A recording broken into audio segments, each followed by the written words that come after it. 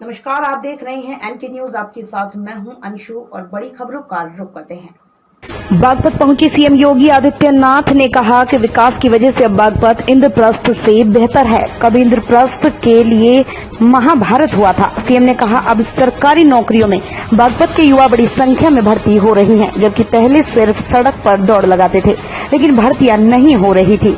जो काम बागपत में 65 साल से 70 साल में नहीं हुआ, वो केंद्र सरकार ने 7 साल और यूपी की सरकार ने 4 साल में कर दिखाया। दरअसल बागपत में सुबह सीएम हेलीकॉप्टर से पुलिस लाइन पहुंचे, वहां से जिला अस्पताल का निरीक्षण किया। यहां कोरोना की तीसरी लहर की आशंका को लेकर की जा रही तैयारियों का जायजा लिया। इसके बाद सीएम सिसाना गांव गई, वहां प्राथमिक विद्यालय का भी निरीक्षण किया। कुछ ही देर में वो बागपत कलेक्ट्रेट पहुंचे, यहां अधिकारियों, जनप्रतिनिधियों और पार्टी पदाधिकारियों के साथ बैठक की। कुछ ही देर बाद पार्टी पदाधिकारियों को बाहर भेज दिया गया और फिर अधिकारियों, जनप्रतिनिधियों के साथ बैठक भी की। बैठक खत्म होने के बाद सीएम ने प्रेस वार्ता की और कहा, मैं कोरोना की दूसरी लहर में बागपत नहीं आ पाया था, इसलिए अब आया हूं। सीएम ने कहा, कोरोना महामारी समाप्त नहीं हुई है।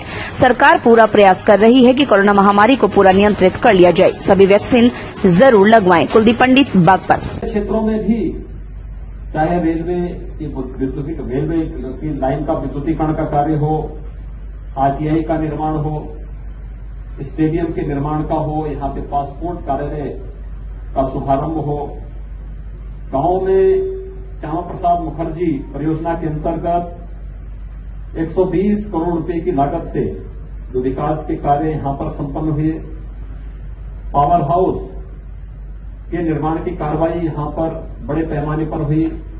इसके अलावा मेरठ बागपत सोनीपत मार्ग को राष्ट्रीय राजमार्ग के रूप में जो कार्य यहां पर हुआ है, सीजीएचएस का यहां पे डिस्पेंसरी का शुभारंभ, हॉस्पिटल का शुभारंभ।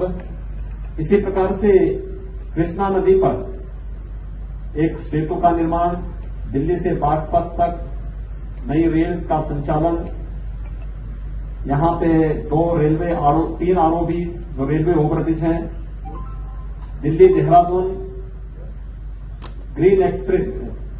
ग्रीनफील्ड एक्सप्रेसवे बाय बागपत, और यहां पे मेडिकल कॉलेज के साथ ही यहां के पवित्र धर्मस्थलों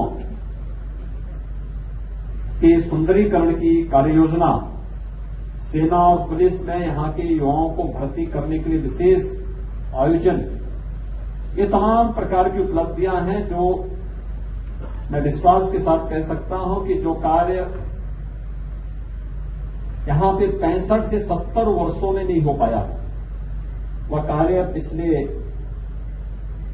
4 वर्ष का कार्यकाल प्रदेश सरकार का और 7 वर्ष का कार्यकाल केंद्र सरकार का है।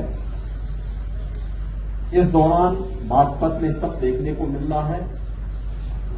मैं बागपत वासियों को इसके लिए हृदय से बधाई देता हूं। यहां के जनप्रतिनिधियों के द्वारा जो प्रयास हुआ है, हमारे माननीय सांसद जी, हमारे तीनों विधायक, संगठन के पदाधिकारी, ये सभी लोग जिस प्रतिबद्धता के साथ कार्य कर रहे हैं, जनता की सेवा कर रहे हैं, बागपत वासियों की सेवा कर रहे हैं, वह बहुत बहुत साधुवाद के पात्र हैं। हमारी अभी समाप्त नहीं हुई है और मेरी आप सबके माध्यम से जनता जनार्दन से भी अपील होगी, सरकार और प्रशासन पूरा प्रयास कर रही है। हर संभव हमारा प्रयास है कोरोना महामारी को पूरी तरह नियंत्रित किया जाए। इसमें सफलता भी प्राप्त हुई है, लेकिन बीमारी में लापरवाही की कोई गुंजाइश नहीं है।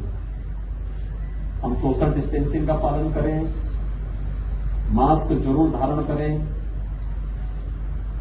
कोरोना को नियंत्रित करने के लिए सुरक्षा कवच के रूप में आदरणीय प्रधानमंत्री जी ने फ्री में वैक्सीन उपलब्ध कराया है। वैक्सीन अपनी पारी आने पर जरूर लें। गरीबों के लिए अन्न योजना चल रही है, उस अन्न योजना का लाभ हर गरीब को प्राप्त हो सके, इसके लिए हम लोगों को प्रयास करना चाहिए। कोरोना के लिए जो प्रोटोकॉल बनाए गए हैं, बचाव के लिए जो नियम तय किए गए हैं, उस गाइडलाइन का अगर हर व्यक्ति पालन करेगा, इस सदी की सबसे बड़ी महामारी को पूरी तरह नियंत्रित करने में हमें सफलता प्राप्त होगी। मुझे आज यहाँ करके यहाँ जो प्रगति के कार्य चल रहे हैं, जिस तेजी के साथ बागपत विकास की प्रक्रिया के साथ आगे बढ़ रहा है, ये देख के प्रसन्नता हुई है। धन्यवाद। तो फिलहाल की बड़ी खबरों में बस इतना ही। बाकी की तमाम छोटी बड़ी खबरों से जुड़े रहने के लिए देखते रहिए एनके न्यूज। नमस्कार।